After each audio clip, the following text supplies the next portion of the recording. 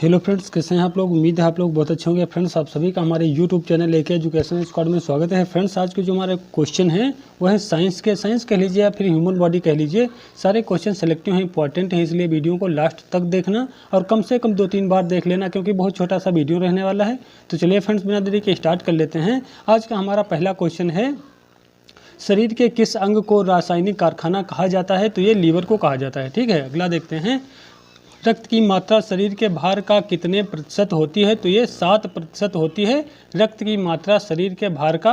अगला देखते हैं, प्रश्न नंबर 3, मनुष्य में रक्त की मात्रा कितनी होती है। एक जो सामान्य मनुष्य होता है उसमें रक्त की मात्रा कितनी पाई जाती है। तो 5 से 6 लीटर पाई जाती है।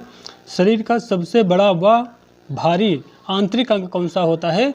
तो जो हमारा शरीर होता है, शरीर का सबसे बड़ा और भारी अंग, सबसे बड़ा और भारी जो होगा आंतरिक अंग की बात करी गई है, तो ये लीवर हो जाएगा। ठीक है, अगला देखते हैं, वायुमंडल में ऑक्सीजन की मात्रा कितनी होती है। तो 20.95% होती है। माने राउंड फिगर की बात करी जाए तो आपको 21% ऑप्शन में देखने को मिल सकता है। अगला देखते हैं, शरीर में अमीनो अम्ल की संख्या कितनी होती है। तो 20 होती है।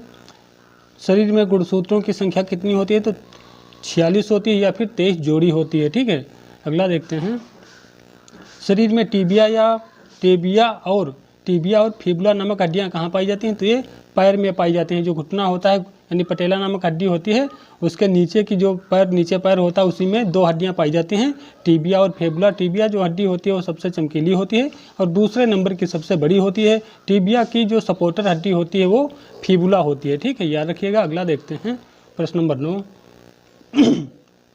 मानव शरीर में रक्त परिभ्रमण कितने समय में होता है। माने कहने का मतलब ये है, मानव शरीर में रक्त परिभ्रमण जो होता है उसमें कितना समय लगता है। तो 23 सेकेंड लगता है रक्त परिभ्रमण में। अगला देखते हैं, ब्लड प्रेशर मापी यंत्र है। तो ये होता है स्फिग्मोमैनोमीटर से ब्लड प्रेशर मापा जाता है।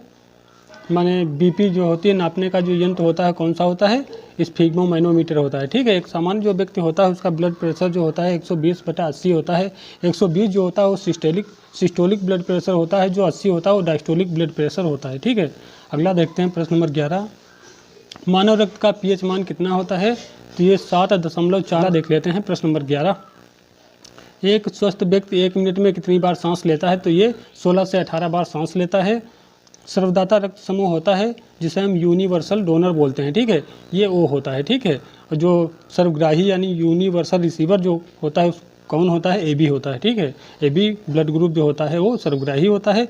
O जो होता है सर्वदाता होता है या यूनिवर्सल डोनर कह लीजिए। किस ग्रंथि को हेडमास्टर ग्रंथि कहा जाता है। तो हाइपोथैलेमस जो ग्रंथि होती है इसे हेडमास्टर ग्रंथि बोला जाता है। ब्लड कैंसर को अन्य किस नाम से जाना जाता है। तो ल्यूकीमिया के नाम से जाना जाता है। अगला देखते हैं, कौन सी ग्रंथ इंसुलिन स्रावित करती है। तो ये अग्नाशय जिसको हम पेनक्रियाज बोलते हैं। ठीक है, रक्त प्लाज्मा में पानी कितने प्रतिशत पाया जाता है। तो इसमें 90% लगभग में पाया जाता है पानी रक्त प्लाज्मा में। अगला देखते हैं, प्रश्न नंबर 17, रक्त का लाल रंग किसके कारण होता है। तो हीमोग्लोबिन के कारण होता है रक्त का रंग लाल। अगला देखते हैं, प्रोटीन की फैक्ट्री या फिर प्रोटीन का कारखाना किससे कहा जाता है। तो राइबोसोम्स को कहा जाता है। ठीक है, किसे, राइबोसोम को कहा जाता है। प्रश्न नंबर 19, मानव शरीर के भार का कितने प्रतिशत मांसपेशियां होती हैं। तो ये 40 से 45% होती हैं मांसपेशियां। और मांसपेशियों की संख्या जो होती है हमारे शरीर में कितनी होती है, 639 होती है। ठीक है, अगला देखते हैं, मानव शरीर में अस्थि मज्जा कहाँ पाया जाता है। तो ये हड्डियों के बीच पाया जाता है। अस्थि मज्जा माने बोन मैरो कहाँ पाया जाता है, हड्डियों के अंदर पाया जाता है। अस्थि मज्जा का कार्य होता है ब्लड का निर्माण करना। ठीक है, ब्लड जो बनता है वो अस्थि मज्जा के माध्यम से ही बनता है। अगला देखते हैं, शरीर की सबसे चौड़ी मांसपेशी है। तो ये होती है लेसमस डोर्सी। कहाँ पाई जाती है, पीठ के निचले भाग में पाई जाती है। ठीक है, आगे देखते हैं, त्वचा का अध्ययन क्या कहलाता है। ये कहलाता है डर्मेटोलॉजी। ठीक है, क्या, डर्मेटोलॉजी कहलाता है त्वचा का अध्ययन। अगला देखते हैं, जन्म के बाद किस ऊतक में कोई कोशिका विभाजन नहीं होता है। तो ये तंत्रिका कोशिका होती है जिसे हम न्यूरॉन बोलते हैं। अगला देखते हैं, सूक्ष्म जीव यानी बैक्टीरिया को किस यंत्र द्वारा देखा जा सकता है। जो सूक्ष्म जीव होते हैं उनको किस यंत्र द्वारा देखा जा सकता है। तो ये होता है खुर्दबीन। ठीक है, खुर्दबीन, सही सुन रहे हैं आप, क्या है नाम इसका, खुर्दबीन है। इसको हम सूक्ष्मदर्शी भी बोलते हैं या फिर इंग्लिश में कह लीजिए माइक्रोस्कोप बोलते हैं, ठीक है। तो सूक्ष्म जीव यानी बैक्टीरिया वगैरह जो होते हैं इनको किस यंत्र से देखते हैं, तो खुर्दबीन के द्वारा देखा जाता है या फिर सूक्ष्मदर्शी या फिर माइक्रोस्कोप के माध्यम से देखते हैं, ठीक है। अगला देखते हैं प्रश्न नंबर 25। रेफ्रिजरेटर में खाद्य पदार्थ ताज़ा व सुरक्षित रखने के लिए तापमान कितना होना चाहिए।